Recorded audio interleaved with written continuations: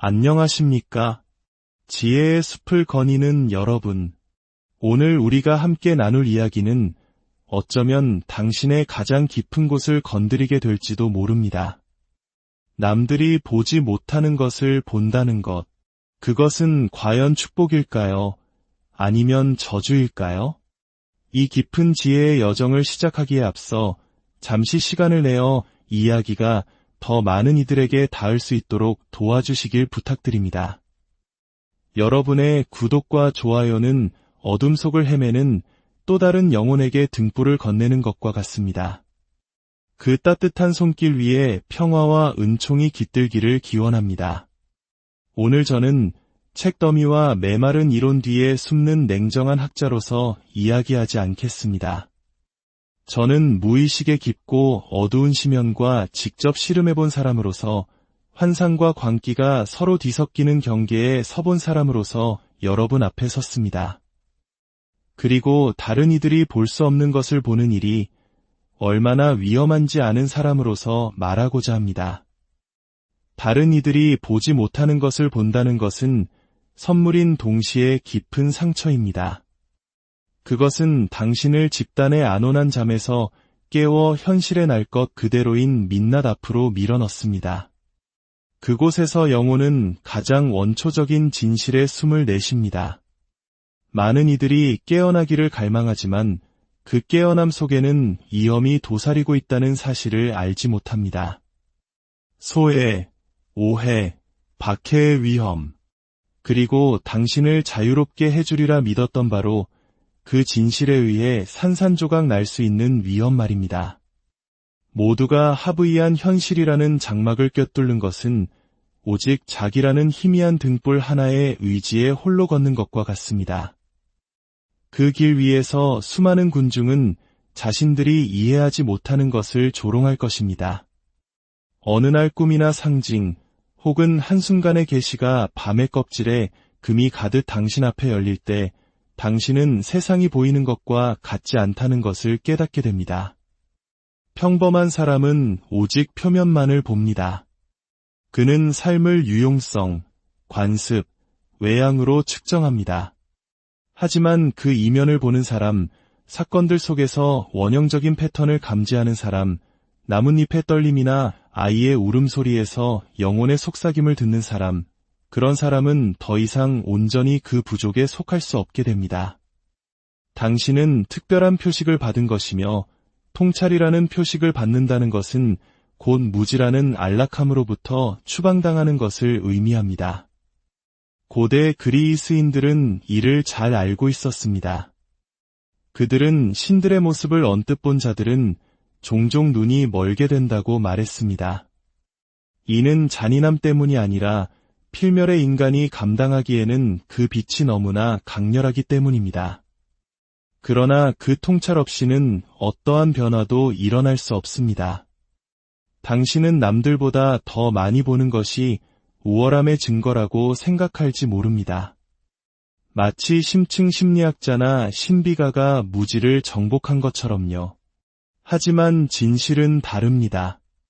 본다는 것은 고통받는 것입니다. 왜냐하면 드러나는 것이 언제나 신성의 황금빛 약속만이 아니라 종종 인간성에 기괴한 그림자이기도 하기 때문입니다. 당신이 남들이 보지 못하는 것을 볼 때 당신은 그들이 외면하는 것 또한 보게 됩니다. 경건함 속에 숨겨진 위선, 미소 뒤에 가려진 분노, 야망 아래 억눌린 절망을 보게 됩니다. 그리고 더 끔찍한 것은 그것을 당신 자신 안에서도 발견하게 된다는 점입니다. 위험은 바로 여기에 있습니다. 통찰의 빛은 차별하지 않습니다. 그 빛은 보물을 비추는 것만큼이나 무자비하게 그림자를 드러냅니다. 언젠가 꿈속의 환영으로 고통받던 한 환자가 저를 찾아왔던 일이 기억납니다. 그녀는 잠결에 자신이 사는 도시의 거리 밑으로 피의 강이 흐르는 것을 보았습니다. 아이들은 아무 일 없다는 듯 그 강가에서 놀고 있었습니다. 그녀는 잠에서 깨어 온몸을 떨었습니다. 이 꿈이 개인적인 것이 아니라 깊은 곳에서 온 집단적인 경고임을 직감했기 때문입니다. 처음에는 저항했습니다. 환상일 뿐이라고 치부하려 애썼지만 그 이미지는 끈질기게 나타났습니다. 깨어있는 동안에도 미묘한 징후들, 기이한 동시성, 의식을 압박하는 상징들로 말입니다. 그녀는 문명 자체가 위태로운 부정 위에 세워져 있다는 것, 남들이 보지 못하는 것을 감지하기 시작했습니다. 주변의 누구도 듣지 못했지만 그녀의 귀에는 멀리서 들려오는 전쟁의 북소리가 선명했습니다. 한번 보게 된 것을 보지 않은 상태로 되돌릴 수는 없었습니다. 그리고 더 많이 볼수록 그녀는 더욱 고립되었습니다. 보고 싶어 하지 않는 사람들은 언제나 자신의 눈멀물 위협하는 사람에게 등을 돌리기 마련이니까요. 이것이 바로 봄의 위험, 통찰의 외로운 길입니다. 하지만 친구여, 위험은 당신을 파괴하기 위한 것이 아닙니다. 그것은 당신을 새로운 차원으로 이끄는 입문 과정입니다. 통찰은 반드시 당신에게 상처를 입혀야만 합니다. 그 상처야말로 진정한 자기가 나타나는 통로이기 때문입니다. 고대의 신화들을 떠올려 보십시오. 내면을 보기 위해 눈이 멀어야 했던 예언자, 치유자로 다시 태어나기 위해 환상 속에서 온몸이 찢겨야 했던 사먼, 특히 우리 문화 속에서 무당이 혹독한 신병을 앓고 나서야 비로소 영적인 능력을 얻게 되는 과정은 이를 잘 보여줍니다. 남들이 보지 못하는 것을 보는 위험은 자아가 쌓아올린 거짓된 구조물들을 뒤흔듭니다. 자아는 확실성과 소속감, 인정을 갈망하지만 통찰은 그것을 벌거벗겨 버립니다. 그리고 당신을 사막 한가운데에 내려놓습니다. 그곳에서 당신은 자기 자신의 정신 속에 있는 사자와 뱀들과 맞서 싸워야만 합니다. 바로 이 고독의 광야에서 온전함의 위대한 원형인 자기가 마침내 말하기 시작합니다. 무의식은 상징으로 말합니다. 꿈은 쓸데없는 헛소리가 아니라 신화의 옷을 입은 메시지입니다. 당신이 남들이 보지 못하는 것을 보게 될 때 당신은 이 상징들에 조율됩니다. 머리 위를 맴도는 검은 새 한 마리가 지난주 꿈에 나타났던 모티프와 공명하고 있음을 알아차립니다. 국가 간의 분쟁이 당신 마음속의 분쟁을 비추는 거울임을 깨닫습니다.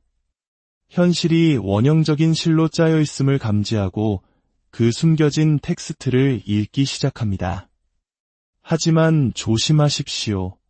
한번 읽기 시작하면 다시는 돌아갈 수 없습니다. 그 글자들은 당신의 눈에 스스로를 새겨 넣습니다.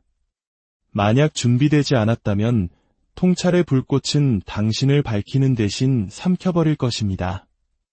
준비 없이 통찰과 마주친 많은 이들이 광기에 휩싸입니다. 정신병을 앓는 사람은 종종 남들이 보지 못하는 것을 봅니다. 하지만 그는 그것을 통합해내지 못합니다.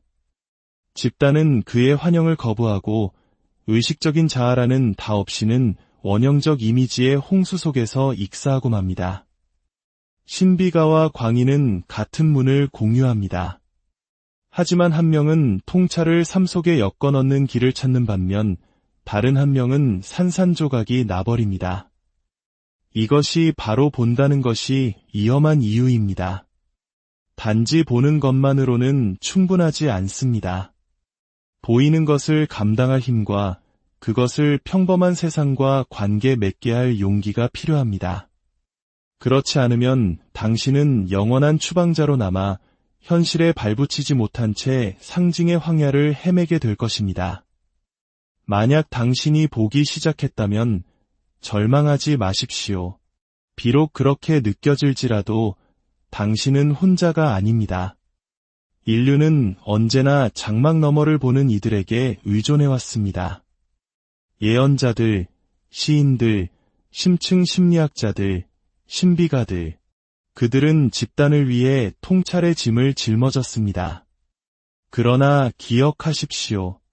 집단은 저항합니다. 그들은 당신을 이상하고 위험하며 심지어 이단이라고 부를 것입니다.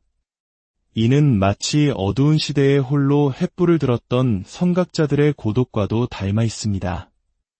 하지만 변화의 씨앗은 언제나 오해를 견뎌낸 사람들에 의해 심어집니다. 연금술사는 도가니에서 황금이 나타나기 전까지 조롱을 받습니다. 보는 것은 눈멀매 안락함을 희생하는 것입니다. 세상이 단순하고 관리 가능하며 통제 가능하다는 환상을 포기하는 것입니다. 대신 당신은 역설의 영역으로 들어섭니다. 빛과 어둠이 뒤섞이고 선과 악이 분리된 것이 아니라 상호보완적이며 영혼이 확실성이 아닌 온전함을 요구하는 곳으로 말입니다. 이것이 남들이 보지 못하는 것을 보는 위험입니다. 당신은 더 이상 단순한 해답에 매달릴 수 없습니다. 존재의 모호함과 씨름해야만 합니다. 그리고 그 씨름 속에서 당신은 변화됩니다. 하지만 이 위험은 외부적인 것, 즉 사회의 거부뿐만 아니라 내부적인 것, 바로 교만의 유혹이기도 합니다. 보는 자는 스스로를 선택받았다고, 남들보다 우월하다고 믿기 시작할 수 있습니다. 이것 또한 그림자의 덫입니다.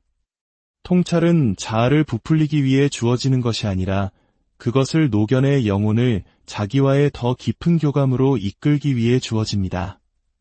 그러므로 그 위험을 두려워하지 마십시오. 엄격한 스승을 대하듯 그것을 끌어안으십시오.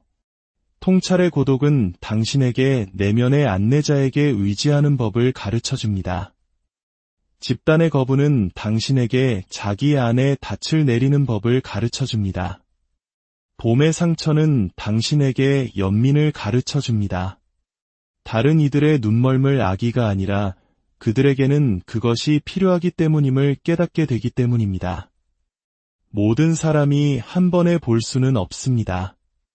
만약 하룻밤 사이에 모두를 위한 장막이 걷힌다면 인류는 혼돈 속으로 붕괴할 것입니다. 신들은 통찰의 무게를 감당할 수 있는 소수를 통해 서서히 자신을 드러냅니다. 이것이 당신이 여기 있는 이유입니다. 당신이 이 말을 듣고 있는 이유입니다. 당신은 광기와 계시 사이의 칼날 위를 걸으며 현상 너머에 있는 공포와 경이로움을 동시에 가슴에 품고 책임감 있게 통찰을 짊어지도록 부름받았습니다. 그렇습니다. 남들이 보지 못하는 것을 보는 것은 위험합니다. 하지만 그것은 또한 개성화, 즉 진정한 자기 자신이 되어가는 길이기도 합니다. 가면과 투사, 집단적 환상을 넘어선 진정한 당신 말입니다. 위험은 실제하지만 약속 또한 실제합니다. 온전해진다는 약속 말입니다. 영혼의 눈이 뜨이기 시작할 때 당신은 두 세계 사이에 갇히게 됩니다. 익숙한 하부이된 현실의 대낮과 원형들이 꿈틀거리는 기묘한 황혼 사이의 말입니다. 그 황혼은 위험한 곳입니다. 그곳에서는 모든 그림자가 무게를 가지며 모든 상징이 숨을 쉽니다. 내면의 모든 속삭임이 신들과 악마들의 힘으로 울려 퍼집니다. 선지자들이 항상 저항받고 신비가들이 종종 박해받았던 이유가 바로 이것입니다. 그들은 안락한 질서를 뒤흔드는 비전을 품고 있었습니다. 다르게 본다는 것은 기존의 것을 불안정하게 만듭니다. 진지하게 받아들인 꿈 하나가 평생의 환상을 깨뜨릴 수 있습니다. 대부분의 사람들은 보기를 거부합니다. 그들은 그것을 헛소리라고 치부하고 합리화 뒤에 숨습니다. 그래서 당신이 보기 시작할 때 당신은 그들의 거부와 대조를 이루며 서게 됩니다. 그들은 당신의 통찰을 공격함으로써 자신의 눈멀음을 방어할 것입니다. 무의식은 길들여진 장소가 아닙니다. 그것은 바다보다 깊고 문명보다 오래되었으며 당신이 태어나기 오래전부터 존재했고 당신이 사라진 후에도 오래도록 존재할 원형들로 구조화된 살아있는 현실입니다. 이 현실을 들여다보는 것은 당신을 압도할 수 있는 힘에 자신을 노출시키는 것입니다. 한 번은 폐허가 된 대성당을 헤매는 꿈을 꾼 적이 있습니다. 지붕은 뜯겨나가고 제단은 부서졌으며 돌틈 사이로 잡초가 자라고 있었습니다. 중앙에는 부서진 십자가, 주위를 뱀 한 마리가 휘감고 있었습니다. 잠에서 깼을 때 저는 충격에 휩싸였습니다. 그 이미지는 신성 모독적인 동시에 거룩했기 때문입니다. 뱀은 단순히 악한 존재가 아니었습니다. 그것은 또한 지혜였으며 생명과 죽음이 뒤얽힌 변형의 가장 오래된 상징이었습니다. 이미지를 본다는 것은 새로운 생명이 나타나기 위해서는 신념의 구조가 부서져 열려야 한다는 것을 깨닫는 것이었습니다. 그러나 그런 환영을 공개적으로 나누는 것은 위험했을 것입니다. 다른 이들은 단지 이단만을 보았을 테니까요. 집단은 단순함을 선호합니다. 흑과 백, 선과 악, 우리와 그들을 원합니다. 하지만 무의식의 환영은 반대되는 것들의 얽힘을 드러냅니다. 그림자가 빛과 분리될 수 없다는 것을 보여줍니다. 당신이 두려워하는 악마가 당신의 숨겨진 힘으로 가는 문지기이기도 하다는 것을 보여줍니다. 이를 본다는 것은 평범한 사고방식의 이질적인 존재가 되는 것입니다. 당신은 더 이상 단순한 분리의 세계에 온전히 속하지 않습니다.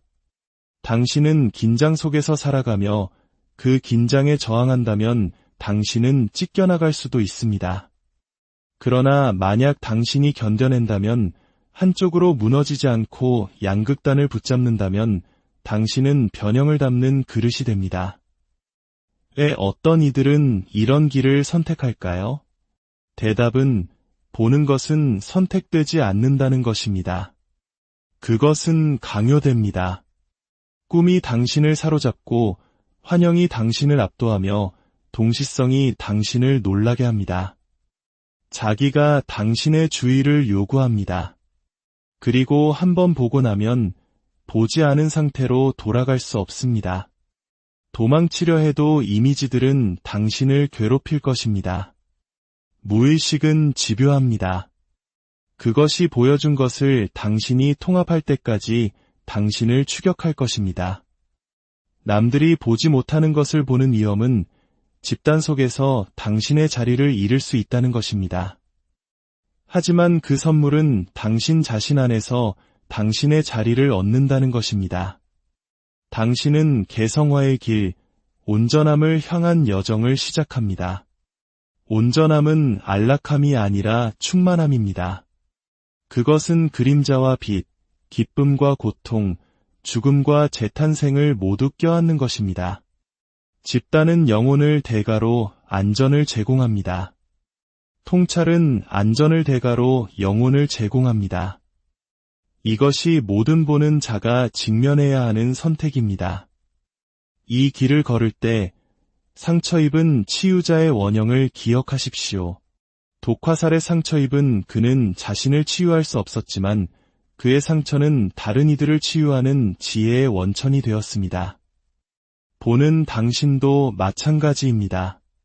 통찰의 상처는 당신을 고립시키지만 또한 당신에게 안내할 능력을 부여합니다. 당신이 우월해서가 아니라 당신이 고통받았기 때문입니다. 당신은 심연의 공포를 알고 통합의 필요성을 압니다. 당신의 상처가 당신의 권위가 되고 당신의 고통이 당신의 선물이 됩니다. 당신의 환영들이 낯설다고 두려워하지 마십시오. 그것들을 서둘러 설명하려 하거나 이성적인 범주에 억지로 끼워 넣으려 하지 마십시오. 꿈과 함께 앉아있고 상징과 씨름하며 역설을 허용하십시오. 불안하게 만들 때조차 기꺼이 보려는 의지 속에서 당신은 자기를 위한 그릇이 됩니다. 남들이 보지 못하는 것을 보는 것은 당신이 더 이상 빌려온 진실에 의존해 살 수 없다는 것을 의미합니다. 당신은 집단이 당신이 누구인지, 무엇이 선하고 악한지, 무엇이 진짜인지를 말해주기를 기대할 수 없습니다. 당신은 무의식과의 대화를 통해 내면에서 그것을 발견해야 합니다. 당신이 볼 때 당신은 당신의 개인적인 삶이 단지 개인적인 것이 아니라는 것을 깨닫기 시작합니다. 그것은 인류의 원형적인 이야기와 얽혀 있습니다. 당신의 투쟁은 수천 년 동안 전해 내려온 신화들을 반영합니다. 당신의 꿈은 가장 오래된 동굴에 새겨진 상징들을 담고 있습니다. 당신의 외로움은 예언자의 추방, 신비가의 시련, 삼원의 부담을 비춥니다. 본다는 것은 고립 속에서도 당신이 고립되어 있지 않다는 것을 깨닫는 것입니다. 당신은 당신보다 앞서 통찰을 짊어졌던 위대한 영혼들의 사슬의 일부입니다. 눈먼 자들을 설득하려 애쓰지 마십시오. 그들은 준비가 되었을 때 보게 될 것이며 그전에는 보지 못할 것입니다. 그들에게 억지로 통찰을 강요하는 것은 장막을 너무 일찍 짓는 것이며 혼란을 초래할 뿐입니다. 대신 당신이 보는 것을 구현하십시오. 그것을 살아내고 통합하십시오. 당신의 삶 자체가 메시지가 되게 하십시오. 집단은 논쟁에 의해서가 아니라 공명에 의해 깨어납니다. 한 영혼이 진실을 구현할 때 그것은 다른 사람들이 무의식적으로라도 느끼는 진동을 만들어냅니다. 만약 당신이 다른 이들이 이해할 수 없는 환영들로 힘들어하고 있다면, 너무 많은 것을 드러내는 꿈들로 상처받고 있다면, 나누기에는 너무 무거운 진실들로 고립되어 있다면 이것이 형벌이 아니라 입문 과정임을 아십시오. 당신은 통찰의 무게를 감당할 수 있는 사람으로 빚어지고 있는 것입니다. 그것으로부터 도망치지 마십시오. 안락함에 매달리지 마십시오. 다른 이들이 당신을 거부할 때 절망하지 마십시오. 당신 내면의 자기에, 당신을 인도하는 상징들에, 그리고 같은 숨결로 상처 입히고 치유하는 역설에 굳건히 매달리십시오. 남들이 보지 못하는 것을 보는 위험은 또한 온전해지는 영광이기도 하기 때문입니다. 그리고 그 온전함 속에서 비록 세상이 결코 당신을 이해하지 못할지라도 당신은 존재의 가장 깊은 진실과 나란히 서게 될 것입니다. 당신은 알게 될 것입니다. 당신의 고통이 헛되지 않았음을, 당신의 외로움이 무의미하지 않았음을, 당신의 환영이 광기가 아니었음을, 그것들은 당신이 변화되는 과정에서 거쳐야 했던 불길이었습니다. 그러니 담대하게 걸으십시오. 보는 자여, 겸손과 용기, 그리고 인내심을 가지고 걸으십시오. 당신의 통찰을 성스러운 불꽃처럼 품으십시오. 비록 그것이 당신을 태울지라도 그것은 또한 당신 자신뿐만 아니라 언젠가 깨어날 모든 이들을 위한 길을 비출 것이기 때문입니다. 오늘의 이야기가 당신의 내면을 비추는 작은 등불이 되었기를 바랍니다.